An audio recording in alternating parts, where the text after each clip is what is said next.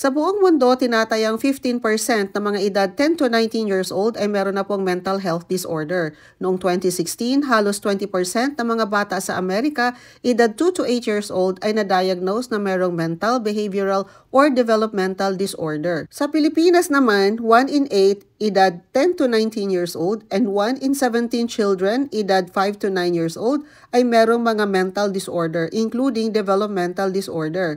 Ang alam lang po natin na ang mga matatanda lang po ang pwedeng magkaroon ng depresyon. Pero alam niyo po ba na sa bagong pananaliksik, kahit ang isang 2 years old ay pwede po maka-experience ng depresyon. Kaya po talagang ang mental health issues na ito sa mga kabataan are in epidemic proportions. Hyperactive po ba yung anak mo? O kaya may autism? May ADHD? Poor yung performance sa eskwelahan? Stressed out? Or normal naman, pero mukhang walang pakialam sa mundo. O kaya gusto mo lang naman itong tumalino. O kaya maging mas mabait. O kaya maging mas active. Alam mo, napakasimple lang po ng solusyon dyan. Palaruin nyo lang po ito sa lupa for 2 hours or more each day. Simula po, 6 months old hanggang pataas po yan. Alam niyo po, sa sobra po natin germophobic, ay kinukulong na po natin yung ating mga anak sa loob ng bahay. At nagdudulot po ito ng napakaraming problema. Ayan po yung nagiging overweight sila, nagiging tuned out, nagiging stressed out po sila. And just imagine, for the last 7 years, ay tumaas po ng 41% yung mga bata po na umiinom ng antidepressant. And just imagine po as early as 5 years old.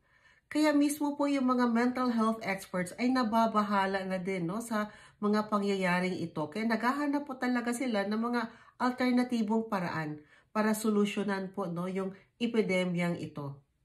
Ang website po ng Child Mind Institute ay may napakahusay na artikulo na nagpapakita na ang paggugol ng oras sa kalikasan ay maaaring mabawasan ang antas ng stress at pagkapagod po ng isang bata.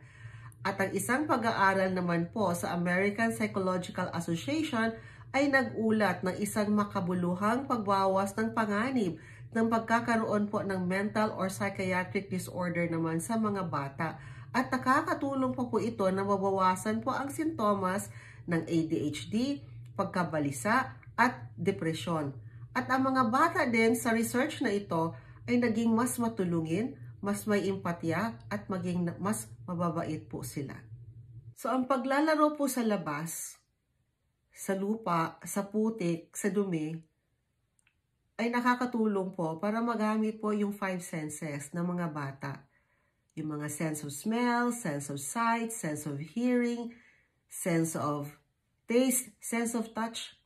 At dahil dito, ang mga batang ito ay nagkakaroon ng kumpiyansa sa kanilang sarili. Nagsusulong ng pagiging malikhain po nila at napapahusay po yung kanilang pandama at mas magagaling at gumagaling po sila sa eskwelahan at sa kanilang pag-aaral. Mas kritikal po silang mag-isip, mas matanong, mas mausisa. Kumbaga, matatalino po ang mga batang ito.